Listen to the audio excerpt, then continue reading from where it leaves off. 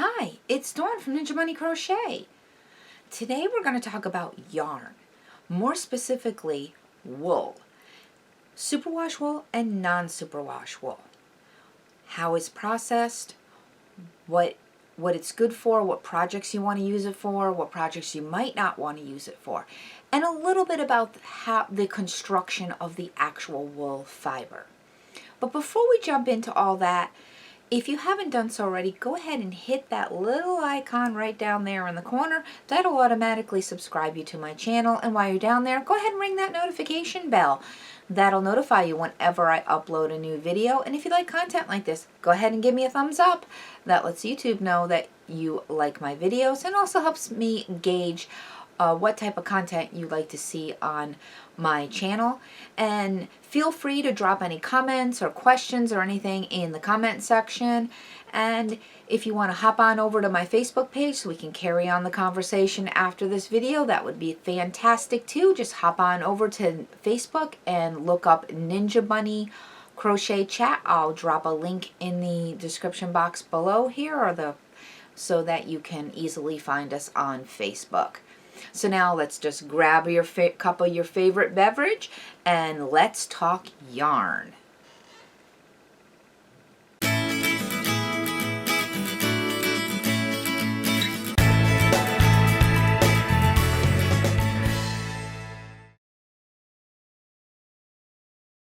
Now, what exactly is wool? Now, I'm sure the first thing you picture in your mind when you hear the word wool is sheep. And you would not be wrong, you'd be correct. Wool does come from sheep, but it also comes from other animals too. You can get wool from yak, alpaca, rabbits, that would be Angora, goats would be cashmere, camel, bison, musk ox, and llamas. Now you can also get what they consider wool from a silkworm, so you can get silk. And the reason it's considered wool is because it's an animal fiber. And that's really from a dyer's perspective, because it's not a plant fiber. It's not really an animal fiber because it comes from an insect, but it behaves like an animal fiber when you're dyeing it. So the chemical process to dye silk is the same chemical process that you would use to dye wool. You have to be more delicate with silk, but it's still the same type of process to dye it. So the most commonly produced wool is merino wool.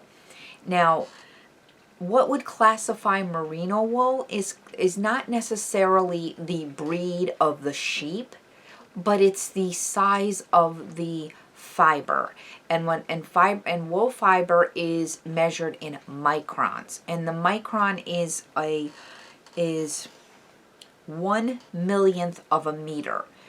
So what is commercially considered merino wool is 18 to 24 microns. The smaller the number, the finer the wool and the softer the wool. Clothing that's commercially produced with wool is usually a little bit smaller in the micron versus wool that's used for yarn. Okay, the construction of, well, actually, let's get into the process. So when the wool first comes off of the sheep, when the shearer shears the wool, shears the sheep, that comes off in usually in one long piece of fabric, I would say. It's called fleece. And the fleece has a curly texture, and that's called crimp. That's what helps keep the sheep warm, keeps the animal warm. And there's also a substance that sheep produce on their skin called lanolin, and that is like a waxy coating, and that's what helps keep the sheep warm. During the process of processing the fleece, the carding and the combing and the washing and all of that, to be able to use the fleece for the spinner to spin it into yarn, that lanolin is stripped off the fleece, and that is processed, a whole other process that they do to use that in other products. But that's a whole other video to discuss what lanolin is used for. It's used in a whole bunch of products. So if we look at a single strand of wool, it looks like in a microscope. So, because it's like really microscopic that you have to see this. It has these little scales on it, and those little scales have little hairs on them. And what those do when the two strands get together, they kind of lock together, and those little hairs like kind of lock it together. And that gives the regular wool, like regular wool yarn, non-superwash, it gives it really good memory, because when you make your stitches, those little hairs kind of lock together and those stitches stay where you put them. And that's called memory. So after you wash your project and you block it, it stays in the shape that you put it in. So you can wear that sweater all day and it should stay in the same shape. It's not going to grow like some cotton and sometimes acrylic yarns will grow. So a non-superwash wool will stay where you put it. And that can be really beneficial, especially for a sweater. So if you make your crop top sweater, it's going to stay a crop top. It's not going to be below your hips by the end of the day. Now, some of the downside of those scales and that stick together is with enough heat, moisture, and agitation, those scales will stick together permanently, and that's what's called felting.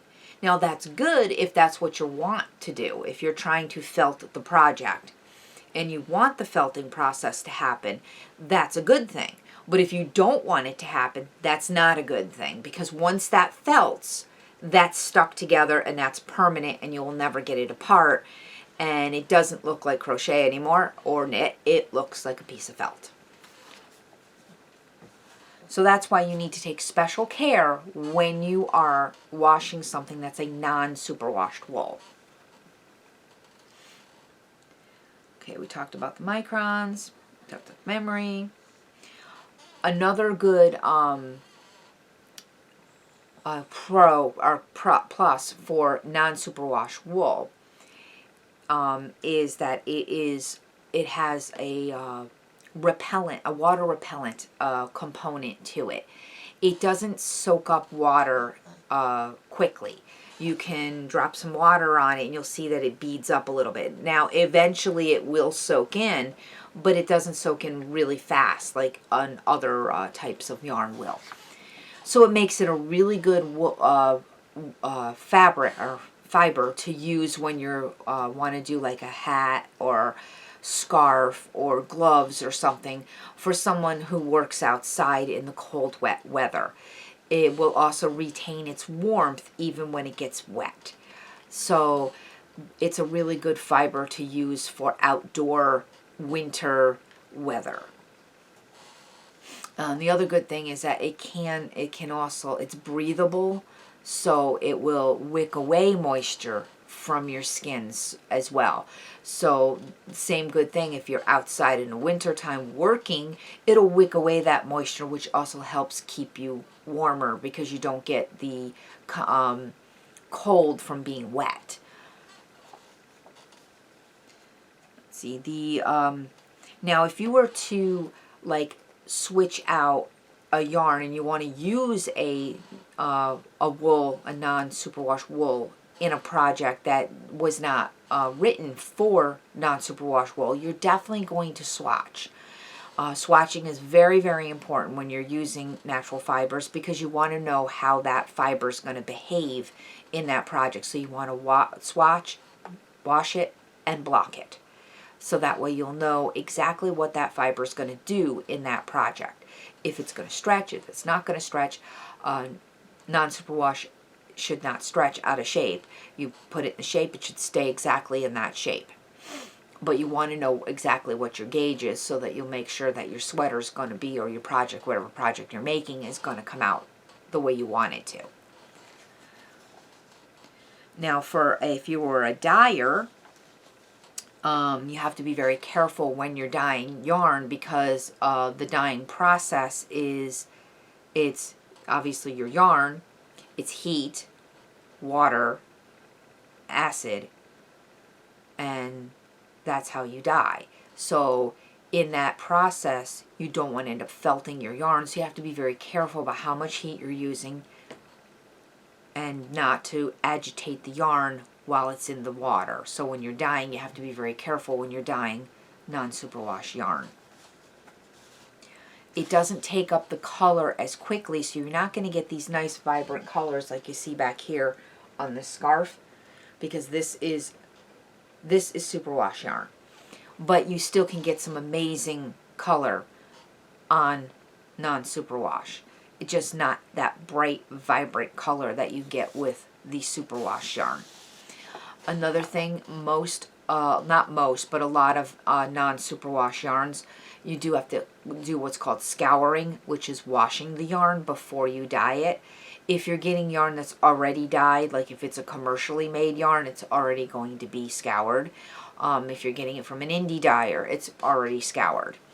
But if you're dyeing your own yarn, you're going to want to scour it. And that means you basically fill up a dish pan with room temperature water and a little bit of wool wash. You don't want to use Woolite. Woolite is actually not good for wool, especially your hand-dyed wool or your wool yarn. It's really not good for it. So you're going to want to get a nice wool wash, or even just a couple of drops of a fragrance-free, dye-free dish soap. Just a couple of drops in there. You don't want a lot of foam. And you just put your yarn, put your yarn in there with zip ties on it. If you need instructions on how to do all that, you can easily look that up on YouTube, and you let it soak for at least 30 minutes, but a lot of dyers will tell you should let it soak overnight, and then clean the wool and clean any debris out of the wool before you dye it. But that gets into dyeing, and that's a whole other ballgame. We're not talking about dyeing right now. We're talking just about the properties of wool. So the non-superwash wool, because of that memory, it doesn't have a lot of drape. So if you're looking for something to make a shawl with, or something like this scarf back here, something that you want is flowy and has lots of drape, non-superwash wool is probably not the yarn that you want to use. But if you're looking for a sweater that you want the stitches to stay right where you put them, then non-superwash wool is going to be the one that you want to go to. And you can say, oh, well, that's too itchy. Well, it really depends on that micron that I was talking about. The lower the micron, the smaller the micron, the softer the wool will be. So there are some non-superwash wools that can be very soft. It just depends on how many microns are in there. Now, controversially, we talk about, or on the opposite end of that spectrum, is the superwashed wool. Now, superwashed wool is wool.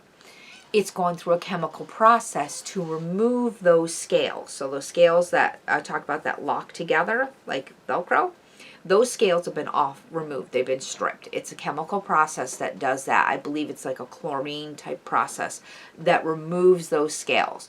There's a new process too, newer process that they use. They use a resin coating that they can put over the scales to smooth them down so that they don't pop up and they don't lock together.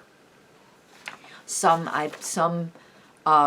millers might use both processes at the same time. Some might just use one or the other. It really depends on the processing the mill that you get your yarn from. Now, with that said, that process then makes the yarn machine washable and dryable. Now, in my opinion, I would not recommend machine wash. You can machine wash it, but I would not recommend machine drying any crochet or knitted item. It won't last as long, and I just don't trust putting it in the dryer. I mean, you can in a pinch, because I mean it is machine dryable, but I don't like the way it comes out. I would prefer to let it air dry, lay it flat to dry. That's my opinion. That's what I recommend. but that doesn't mean that's what you have to do, because the miller and the manufacturers say that this yarn is machine washable and dryable, and it is. But that's just my opinion. Now, I have heard, now I have not had this happen, I have not seen it happen, I've heard that over time, with that resin process, that resin can wear down and those scales can pop back up again and lock, and you can have some felting with enough heat and agitation over time. That can happen. Now, I've not had that happen personally, probably because I don't necessarily dry my knitting and crochet items.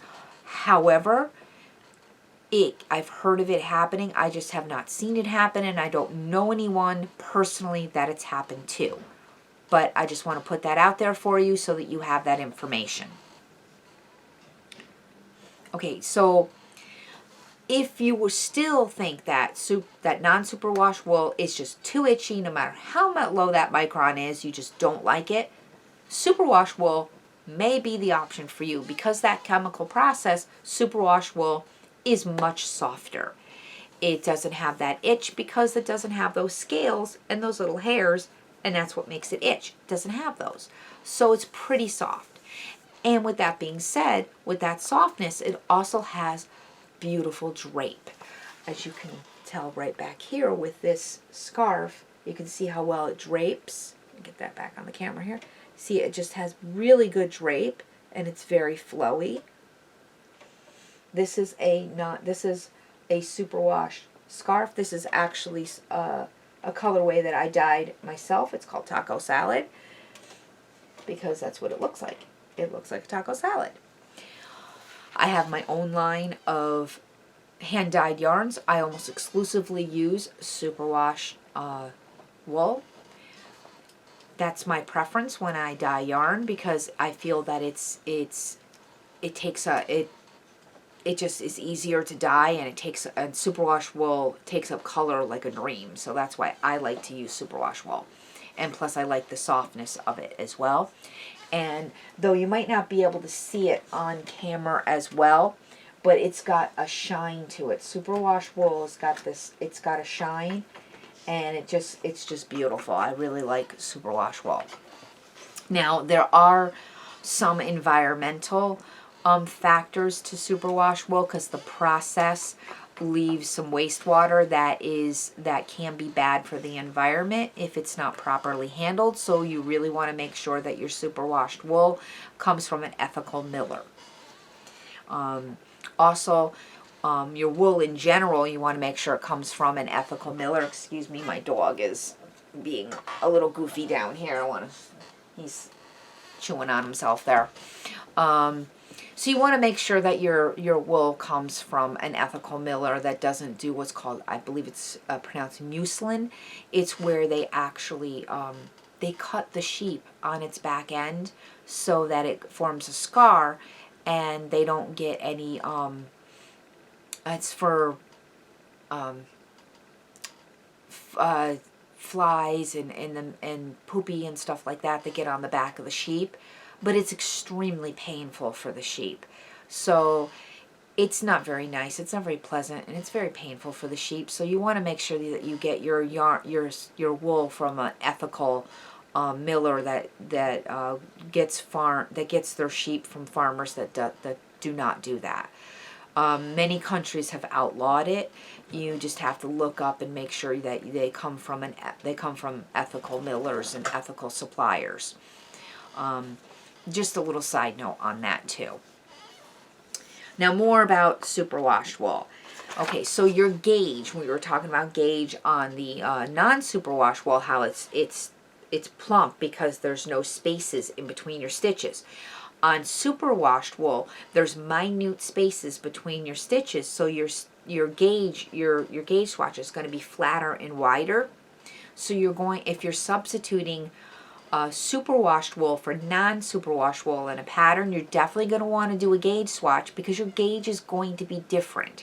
And then you're going to want to, again, wash that swatch and block it to see how it behaves, because superwash wool will grow just like cotton does. So it may not be the best choice for a sweater, But again, if you don't like the non-superwash wool because you feel it's too itchy, you want to use superwash wool, you want to make sure that you definitely do that gauge swatch so that you see how it behaves, because you may have to use a hook size smaller to make sure that you're getting the proper gauge. Now, as far as warmth goes, superwash wool is warm. However, it does take up the water. It will take up water much quicker than non-superwash wool, so that makes it not as warm as non-superwash wool. It doesn't have quite the warmth properties that the natural non-superwash wool does. But it's still a good alternative. It's still good to use for outer winter products too, for outerwear, hats, scarves, mittens. It's still good. It's just doesn't have quite as much of the warmth properties that the natural wool does. And when I was talking about the color before, like this colorway back here, superwash wool takes up color like a dream. So if you're into dyeing yarn or you want to dabble in it, I recommend trying superwash wool first, because it's less likely to felt on you when you're first learning how to dye yarn, and it just takes up the color like a dream. I mean, you can get these beautiful colorways. A lot of indie dyers use the superwash wool because of the beautiful colorways that you can develop with that. And typically, you don't have to scour superwash wool because of the process that it goes through to become superwash wool. That chemical process really strips that yarn and cleans it really well. So you typically don't have to scour it. You do have to soak it, because most yarns need to be soaked for those fibers to open up to really soak up the color. There is some color dyeing processes where you don't soak your yarn, where you put it in your dye bath dry, but most dyeing processes you do soak the yarn before you dye it. So again, if you have any questions or comments about wool, drop them in the comment section below so we can carry on this conversation about wool, or hop on over to my Facebook page. It's Ninja Bunny Crochet Chat, and we can spark up that conversation over there on Facebook. Thanks for watching, and happy crocheting. Bye-bye.